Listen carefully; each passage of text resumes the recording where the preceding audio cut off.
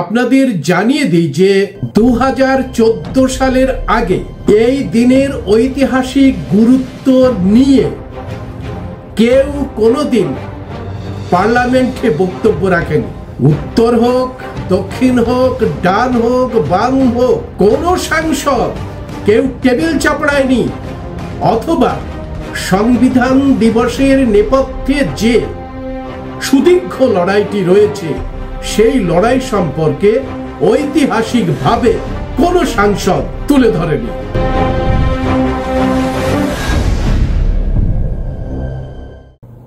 প্রিয় দর্শক, ৭৬তম সংবিধান দিবস শেষ করে আজকে ৭৭তম সংবিধান দিবসে আমরা প্রবেশ করেছি। সমস্ত প্রতিষ্ঠান আপনারা দেখবেন যে অত্যন্ত আন্তরিকভাবে একটা ভাব গম্ভীর পরিবেশে পালন করেছে সংবিধান দিবস। শাসক হোক, বিরোধী দলের নেতা নেত্রীদের হাতে দেখবেন সংবিধান রয়েছে। আজকের দিনে তারা ফেসবুক, টুইটারে কে কতটা সংবিধানের পক্ষে তার জন্য প্রতিযোগিতা চলেছে সারা দিন ধরে। দেখে ভালো লাগছে যে বুঝে হোক বা না বুঝে হোক অথবা একটি কৌশলের কারণে আজকে নেতা নেত্রীদের হাতে সংবিধান এবং তার ফেসবুক প্রোফাইলে সংবিধান দিবস পালন করার জন্য তিনি সবাইকে অভিনন্দন জানিয়েছেন এবং সঙ্গে সঙ্গে আমরা দেখেছি ভারতের সংবিধানের সাথে সাথে বাবা সাহেব ডক্টর বি.আর. আম্বেদকরকে স্মরণ করেছেন। পশ্চিমবঙ্গের মুখ্যমন্ত্রী এই প্রথম রেড রোডে সংবিধান দিবসে তিনি বাবা সাহেব ডক্টর বি.আর. আম্বেদকরের মূর্তির পাদদেশে এসে পুষ্পার্ঘ্য নিবেদন করেছেন।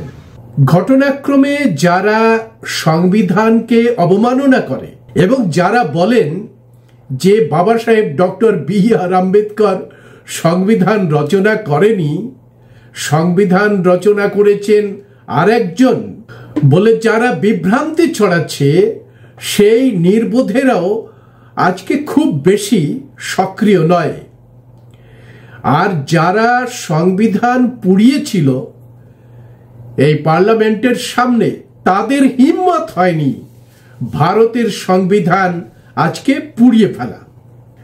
সংবিধান নির্মাতা বাবা সাহেব ডক্টর বি.আর. আম্বেদকর তৎকালীন রাষ্ট্রপতির হাতে দিয়েছিলেন সেই দিনে অর্থাৎ ২৬শে নভেম্বরকে সংবিধান দিবস হিসাবে আদায় করা। এই লড়াইটা এত সহজ ছিল না। আজকে যেভাবে সমস্ত মানুষ ২৬শে নভেম্বরকে সংবিধান দিবস হিসেবে পালন করছে, কিন্তু এই স্বীকৃতি আদায় করার জন্য যে লড়াই শুরু হয়েছিল সেই লড়াইটা সহজ লড়াই ছিল না। আপনাদের জানিয়ে দিই যে 2014 সালের আগে এই দিনের ঐতিহাসিক গুরুত্ব নিয়ে কেউ কোনোদিন পার্লামেন্টে বক্তব্য রাখেনি। উত্তর হোক, দক্ষিণ হোক, ডান হোক, বাম হোক, কোনো সাংসদ সংসদের মধ্যে সংবিধান দিবসকে পালন করতে হবে ২৬শে নভেম্বর সেই বলে কেউ টেবিল চাপড়ায়নি অথবা সংবিধান দিবসের নেপথ্যে যে সুদীর্ঘ লড়াইটি রয়েছে সেই লড়াই সম্পর্কে ঐতিহাসিকভাবে কোনো সাংসদ তুলে ধরেনি। যে রাহুল গান্ধী এখন আন্তরিকতা নিয়ে প্রতিটা জনসভাতে ছোট একটি সংবিধান দেখিয়ে দেশপ্রেমী, গণতন্ত্র প্রেমী, সংবিধান প্রেমী হিসাবে নিজেকে প্রচার করছেন, তার যে রাজনৈতিক দল জাতীয় কংগ্রেস, সেই জাতীয় কংগ্রেস ২৬শে নভেম্বরকে সংবিধান হিসাবে মান্যতা দেয়নি, উল্টে তারা 26শে নভেম্বরকে বাইপাস করে এই জাতীয় কংগ্রেসের জন্মদিন 26শে জানুয়ারিতে সাধারণতন্ত্র দিবস হিসাবে ঘোষণা করে। অর্থাৎ সাধারণতন্ত্র দিবসও একটি সাংবিধানিক দিবস। কিন্তু যদি 1949 সালের 26শে নভেম্বরকে, যেদিন বাবা সাহেব ডক্টর বি.আর. আম্বেদকর, রাজেন্দ্র প্রসাদ এবং অন্যান্যদের সামনে রেখে, বিশেষ করে জওহরলাল নেহেরু, প্যাটেলকে সামনে রেখে যখন সংবিধান তাদের কাছে অর্পণ করেন, সেই দিনটায় সংবিধান গ্রহণ করা হয়েছে, কিন্তু সেই দিন থেকে সংবিধান দিবস পালন করার যে তোড়জোড়, সেটা কোনো দিন হয়নি। সংবিধান দিবসকে মান্যতা দেবার জন্যে DS4 এর মধ্যে, বাম সেপের মধ্যে দিয়ে দুর্বার আন্দোলন গড়ে তোলেন মান্যবর কাশিরামজি। এবং মান্যবর কাশিরামজি যখন 1984 সালে বহুজন সমাজ পার্টি নামে একটি রাজনৈতিক দল গঠন করে, তখন 1949 সালের 26শে নভেম্বরকে সংবিধান দিবস হিসাবে মান্যতা দেওয়ার জন্য সংসদেই আলোচনা করতে শুরু করে। সুতরাং এই যে আজ যে সমস্ত দক্ষিণপন্থী, বামপন্থী, ডানপন্থী, উত্তরপন্থী, দক্ষিণপন্থী যারা এই সংবিধানের কথা বলছেন,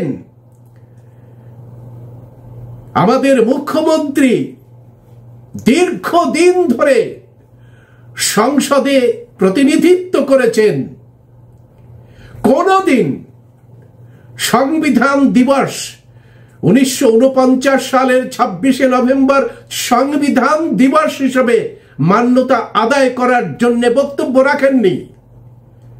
আজকে তিনি, আমাদের খুশির খবর যে আজকে তিনি রেড রোডে বাবা সাহেব ডক্টর বি.আর. আম্বেদকরের মূর্তির পাদদেশে এসে এই সংবিধান দিবস পালন করেছেন এবং পুষ্পার্ঘ্য অর্পণ করেছেন। 2014 সালে আমরা দেখেছি, যখন বিজেপি সরকার ক্ষমতায় আসে, তারা তাদের কৌশলগত কারণে সংবিধানকে বাইপাস করে বিভিন্ন ধরনের আইন কানুন বানাতে শুরু করে। কলোজিয়াম সিস্টেমের মধ্যে দিয়ে এই সমস্ত কাণ্ড কারখানা শুরু করলে আমরা দেখতে পাই যে সংবিধান সম্পর্কে উল্টো পাল্টা রকমের প্রশ্ন শুরু করেছে এই RSS হুলিগানরা, এবং তারা যন্তর মন্তরে এবং সংসদ ভবনের বাইরে এসে সংবিধানের প্রতিলিপিকে পুড়িয়ে, সংবিধান গুড়িয়ে দাও, সংবিধান ছুঁড়ে ফেলে দাও, সংবিধান পুড়িয়ে ফেলো, এই সমস্ত স্লোগান দেওয়া সত্ত্বেও সরকার সেই সমস্ত হুলিগানদের বিরুদ্ধে কোনো ধরনের পদক্ষেপ নেয়নি। তখন থেকেই আমরা বুঝতে পেরেছিলাম যে বিজেপি সরকার সরাসরি ভাবে এই সংবিধানকে ধ্বংস করে দিতে চাইছে এবং আস্তে আস্তে করে সংবিধানের গুরুত্বটাকে ধ্বংস করে দেবার জন্য এই সমস্ত হুলিগানদের লেলিয়ে দিয়েছে, সংবিধান পোড়ানোর জন্য, সংবিধানকে অপমাননা করার জন্য, এবং তাদের বিরুদ্ধে কোনো ধরনের পদক্ষেপ নেয়নি। তখন থেকেই আমরা প্রচার প্রসারের মধ্যে সংবিধান বাঁচাও, দেশ বাঁচাও আন্দোলনের শুরু করি। সেই সময় বাংলাতে কাজ করার জন্য আসেন কর্নেল সিদ্ধার্থ ভারবে। তিনি এসে আমাদের সঙ্গে মিলিত হন এবং গোটা বিষয়টার যে যে বিচারধারাতে আমরা সংবিধান বাঁচাও, দেশ বাঁচাও আন্দোলনকে একটা জাতীয় স্তরে নিয়ে যাব, তার জন্য বহু বহু কর্মশালা তিনি করেন। ফলে তার সঙ্গে একেবারে যৌথভাবে কর্নেল সিদ্ধার্থ ভারবে এবং আমি সমস্ত জায়গায়, যেমন আমাদের LIC দপ্তরে, স্টেট ব্যাংক কর্মচারীদের মধ্যে, ব্যাংক অফ বরোদা কর্মচারীদের মধ্যে, ইউনিয়ন ব্যাংকের মধ্যে, রেলওয়ে কর্মচারী সমিতিদের মধ্যে লাগাতার বিভিন্ন ধরনের আলোচনা করে আমরা সংবিধান বাঁচাও দেশ বাঁচাও আন্দোলনের এই পটভূমিটি নির্মাণ করতে থাকি। কর্নেল ভার্বে এবং আমাদের ছোট্ট যে গ্রুপ জয় ভীম ইন্ডিয়া নেটওয়ার্কের যে ছোট্ট গ্রুপ, তারা বিভিন্ন জেলাতে সভা সেমিনার আন্দোলন করতে শুরু করি। এই সময় প্রগতিশীল বামপন্থীদের ওপরে হামলা হলে তারা আমাদের কাছে যৌথভাবে প্রতিবাদী একটি র্যালির প্রস্তাব দেন। আমরা সেই প্রস্তাব গ্রহণ করি। ওই সময় রোহিত বেমুলার প্রাতিষ্ঠানিক হত্যা হয়েছিল, ওই সময় উনার চর্মকারদের উপরে নৃশংস অত্যাচার হয়েছিল এবং ওই সময় নাজিব গায়েব হয়ে গেছিল। এরকম একটি রাজনৈতিক সামাজিক প্রেক্ষাপটে আমরা রাস্তায় নামার সিদ্ধান্ত গ্রহণ করি এবং কলেজ স্কয়ার থেকে একেবারে শ্যামবাজার পর্যন্ত একটা বিশাল বিশাল বড় র্যালি আমরা সংগঠিত করি। এই র্যালিতে আমরা চ্যালেঞ্জ নিয়েছিলাম যে দম থাকলে আরএসএস হুলিগানরা আমাদের এই জয় ভীম ইন্ডিয়া নেটওয়ার্ক এবং আমাদের যে স্লোগানগুলো বন্ধ করার জন্য তারা আসুক এবং আমাদের উপরে যদি হিম্মত থাকে তাহলে আক্রমণ করে দেখাক। আমাদের যে আন্দোলনের গুরুত্ব বুঝে পশ্চিমবঙ্গের পুলিশ চারিদিকে ঘিরে রাখে, আমরা তখন কলেজ স্ট্রিট থেকে সোজা শ্যামবাজারে গিয়ে আমাদের র্যালি শেষ করি। স্বাভাবিক কারণে এই র্যালিতে প্রচুর পরিমাণে নীল ঝান্ডা উঠতে থাকে। কলকাতার রাজপথে এত নীল ঝান্ডা, জয় ভীম লেখা নীল ঝান্ডা এর আগে ওড়েনি। এবং এই সময় থেকেই আমার প্রগতিশীল বামপন্থী লেখক শিল্পী সাহিত্যিক লোকেরা বন্ধুরা জয় ভীম জয় ভারত স্লোগান দিতে শুরু করে আমাদের সঙ্গে। ইতিমধ্যেই যাদবপুর ইউনিভার্সিটির ক্যাম্পাসে একেবারে বর্ণবাদী আক্রমণ ঘটে সুশীলের উপরে, সুশীল মান্ডির উপরে। আর আপনারা জানেন যে আদিবাসীরা যদি আবেগের দ্বারা আহত হয় তাহলে সে যত বড়ই সামনে লোভনীয় কিছু থাকুক না কেন, সে সেখান থেকে সরে গিয়ে তার নিজস্ব যে ঘরানা সেই ঘরানায় মিলিত হতে থাকে। সেটা শিক্ষিত হোক আর একেবারে যারা লেখাপড়া শিখতে পারেনি সেই ধরনের আদিবাসীরা হোক, আদিবাসীদের যে ব্যক্তিত্ব যে আবেগ তার গুরুত্ব তার কাছে অনেকটাই জন্যে সুশীল মান্ডি এই তখন সে পিএইচডি করছে, তার সমস্ত কিছু ছেড়ে দিয়ে সে একেবারে বিদায় জানিয়ে যাদবপুর ইউনিভার্সিটিকে বিদায় জানিয়ে সরে পড়ে। এই বিষয়টি যখন আমাদের কাছে আসে তখন আমরা পুলিশকে জানাই যে 24 ঘন্টার মধ্যে সুশীলকে খুঁজে দিতে হবে এবং আমরা এই আন্দোলনটাকে গ্রহণ করি এবং স্লোগান দিই, সুশীল তুমি ফিরে এসো।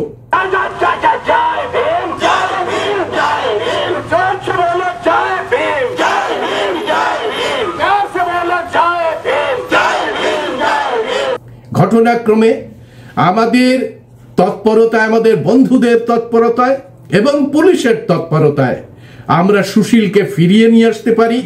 এই যে আন্দোলনগুলো, সেই আন্দোলনগুলো কিন্তু সমন্বিত আকার ধারণ করে সংবিধান বাঁচাও দেশ বাঁচাও আন্দোলনে পরিণত হয়।